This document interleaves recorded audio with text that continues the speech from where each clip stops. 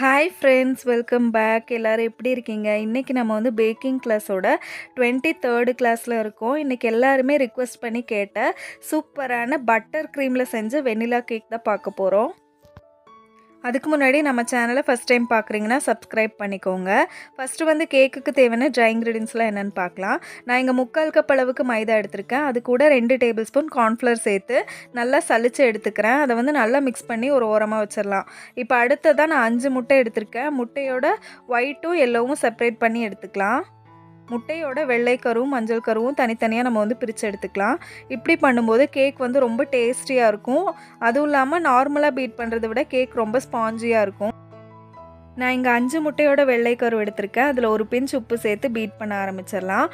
முட்டை வந்து ஸ்டிஃப் பீக்ஸாக வரணும், அது வரைக்கும் நம்ம வந்து பீட் பண்ணிக்கலாம். இப்போ முட்டை பீட் ஆகிட்டுருக்க டைமில் நம்ம இதில் வந்து சர்க்கரை சேர்க்க போகிறோம். நான் இங்கே 3/4 கப் அளவுக்கு பொடி பண்ண சர்க்கரை எடுத்திருக்கேன், அதை சேர்த்துக்கிறேன். நீங்கள் பொடி பண்ணாத சர்க்கரை சேர்க்குற மாதிரி இருந்தால் 1/2 கப் அளவுக்கு சேர்த்துக்கோங்க. ஒரு 1/2 கப்பு மட்டும் நான் இப்போ சேர்த்துட்டு மீதி ஒரு 1/4 கப்பு வந்து முட்டையோட மஞ்சள் கரு பீட் பண்ணும்போது சேர்க்க போகிறேன். இப்போ இதை வந்து நம்ம ஸ்டிஃப் பீக்ஸாக வர வரைக்கும் பீட் பண்ணிக்கலாம்.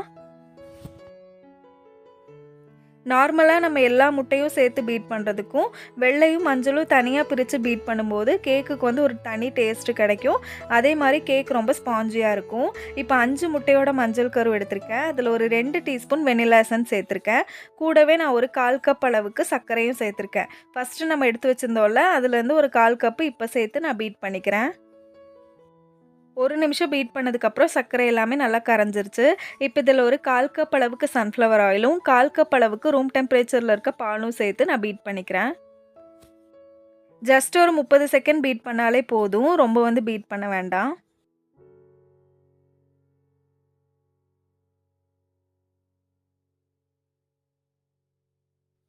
இப்போ இதில் நம்ம எடுத்து வச்சிருந்தோம்ல அந்த ட்ரை இன்க்ரீடியன்ட்ஸ், சலிச்சு வச்ச ட்ரை இன்க்ரீடியன்ட்ஸை வந்து கொஞ்சம் கொஞ்சமாக சேர்த்து நான் மிக்ஸ் பண்ணிக்கிறேன்.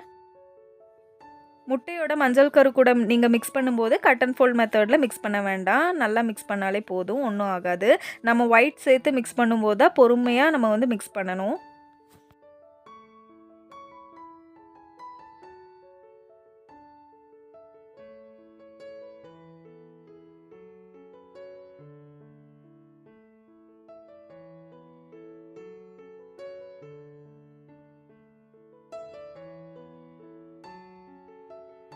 ட்ரை இன்க்ரீடியன்ட்ஸ் எல்லாமே சேர்த்தாச்சு. அடுத்ததாக நம்ம ஸ்டிஃப் பீக்ஸாக பீட் பண்ணி வச்சுருந்தோம்ல, அந்த 5 முட்டையோட வெள்ளை கரு அதை வந்து நான் இதில் சேர்த்து மிக்ஸ் பண்ணிக்கிறேன். முட்டையோட வெள்ளை கரு மிக்ஸ் பண்ணும்போது பொறுமையாக தான் நம்ம வந்து மிக்ஸ் பண்ணணும். ஓவராக மிக்ஸ் பண்ணிகிட்டே இருந்தோம்னா அதில் இருக்கிற ஏர் பபிள்ஸ்லாம் உடஞ்சிரும். அதுக்கப்புறம் கேக் வந்து சாஃப்டாகவும் வராது, கேக்குக்கு வந்து ஹைட் கிடைக்காது.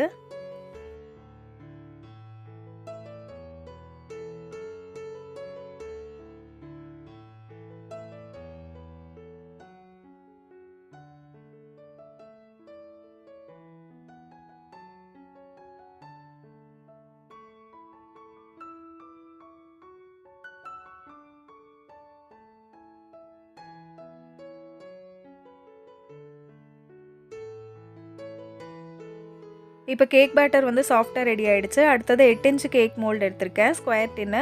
அதில் பேட்டரை ஊற்றிட்டு ஏர் பபிள்ஸ்லாம் ரிலீஸ் பண்ணிவிட்டு நல்லா டேப் பண்ணிவிட்டு பேக் பண்ணி எடுத்துடலாம். எப்பவும் போல் ஒரு பாத்திரத்தை நான் 10 நிமிஷம் ப்ரீ ஹீட் பண்ணி வச்சுருக்கேன். அதுக்குள்ளே இறக்கி வச்சு ஒரு 45 நிமிஷம் வரைக்கும் லோ ஃப்ளேமில் பேக் பண்ணி எடுத்துடலாம். நீங்கள் வந்து ஓவனில் பேக் பண்ணுற மாதிரி இருந்தால் 180 டிகிரி செல்சியஸில் 10 நிமிஷம் ப்ரீ ஹீட் பண்ணிக்கோங்க. அப்புறமா நீங்கள் வந்து ஒரு 40 நிமிஷம் வரைக்கும் பேக் பண்ணி எடுக்கலாம். இப்போ கேக் வந்து பேக் ஆகிட்ருக்கட்டும். அதுக்குள்ளே நம்ம வந்து ஐசிங் சுகர் ரெடி பண்ணிக்கலாம். பட்டர் க்ரீமுக்கு வந்து ஐசிங் சுகர் தேவை. அதுக்காக நான் இங்கே 2 கப்பு சர்க்கரை எடுத்திருக்கேன். அது கூட 2 டேபிள் ஸ்பூன் கார்ன்ஃப்ளவர் மாவு சேர்த்து நல்லா மிக்சியில் நைஸாக பவுட்ரு பண்ணி எடுத்துகிட்டு வந்துடலாம்.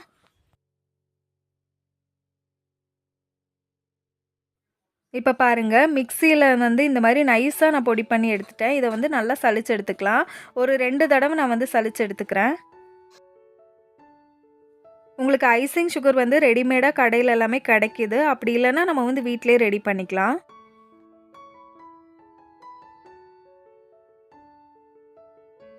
இப்போ ஐசிங் சுகர் வந்து ரெடி ஆகிடுச்சு, இருக்கட்டும். அடுத்ததாக நம்ம வந்து பட்டர் க்ரீமுக்கு தேவையான பட்டர் வந்து பீட் பண்ணிக்கலாம். நான் இங்கே 150 கிராம் அன்சால்டட் பட்டர் எடுத்திருக்கேன். ஃப்ரிட்ஜிலலாம் வச்ச பட்டர் யூஸ் பண்ணாதீங்க. பட்டர் வந்து ரூம் டெம்பரேச்சரில் வந்ததுக்கப்புறம் தான் நம்ம வந்து பீட் பண்ணணும். இப்போ பட்டர் நல்லா சாஃப்ட் ஆகுற வரைக்கும் பீட் பண்ணிட்டேன். அடுத்ததா நம்ம எடுத்து வச்சிருந்தோம்ல அந்த 2 கப் ஐசிங் சுகர். அத வந்து நான் கொஞ்சம் கொஞ்சமா சேர்த்து பீட் பண்ணிக்கிறேன்.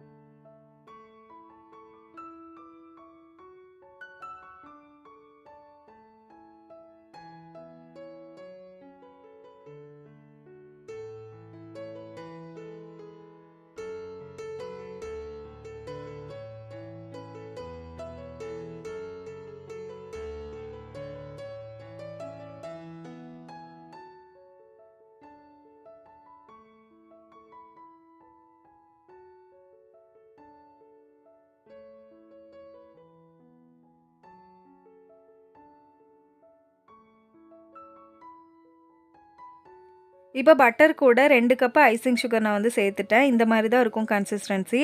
இப்போ நம்ம இதில வந்து லிக்விட்ஸ் ஆட் பண்ணிக்கலாம். நான் இங்க 1 டீஸ்பூன் அளவுக்கு வெனிலா எசன்ஸ் எடுத்து வச்சிருக்கேன். அத சேர்த்துக்கிறேன். அது கூடவே தண்ணி வந்து 1 டேபிள் ஸ்பூன் எடுத்திருக்கேன். அதையும் சேர்த்துக்கிறேன். அப்போ வந்து கரெக்ட்டான கன்சிஸ்டன்சிக்கு வந்துரும். தண்ணி வந்து உங்களுக்கு வேணும்னா நீங்க வந்து ஆட் பண்ணா போதும்.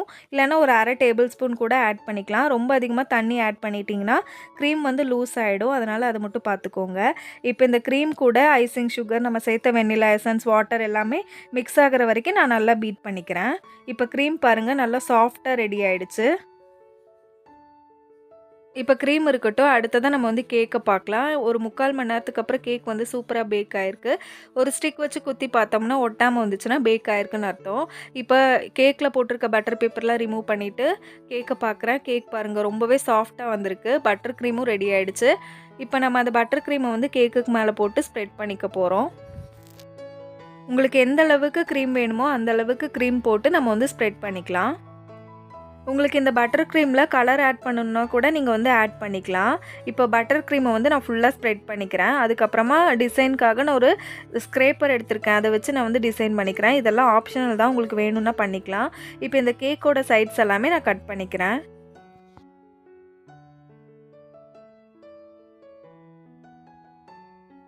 இப்போ 4 சைடுமே நான் வந்து கட் பண்ணதுக்கப்புறமா நான் பட்டர் க்ரீம ஒரு ஐசிங் பேக்ல போட்டிருக்கேன். அதுக்குள்ள ஸ்டார் நாசில் போட்டிருக்கேன். அத வச்சு டிசைன் பண்ணிட்டுருக்கேன்.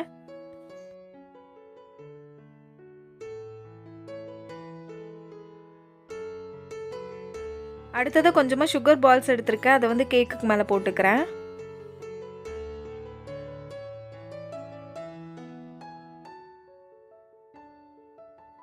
அதுக்கப்புறமா நியூட்ரல் கிளேஸ்ல ரெட் கலர் ஆட் பண்ணியிருக்கேன். அத வச்சு செர்ரி மாரி நான் டிசைன் பண்ணிக்கிறேன். உங்ககிட்ட செர்ரீஸ் இருந்தா நீங்க அது கூட வச்சுக்கலாம். அவ்வளோதான் ஃப்ரெண்ட்ஸ், சூப்பரான வெண்ணிலா பட்டர் க்ரீம் கேக் வந்து ரெடி ஆயிடுச்சு. நீங்களும் இந்த கேக் ரெசிபியை கண்டிப்பா ட்ரை பண்ணி பாருங்க. இதே மாரி சாக்லேட் கேக்கும் வேணும்னு நினச்சிங்கன்னா, இந்த வீடியோக்கு வந்து லைக் பண்ணுங்க. கீழ வந்து கமெண்ட் பண்ணுங்க. கேக் கட் பண்ணும்போதே தெரியும் உங்களுக்கு கேக் எந்த அளவுக்கு சாஃப்ட்டா இருக்குன்னு. நம்ம சேனல ஃபர்ஸ்ட் டைம் பார்க்குறீங்கன்னா சப்ஸ்கிரைப் பண்ணிக்கோங்க.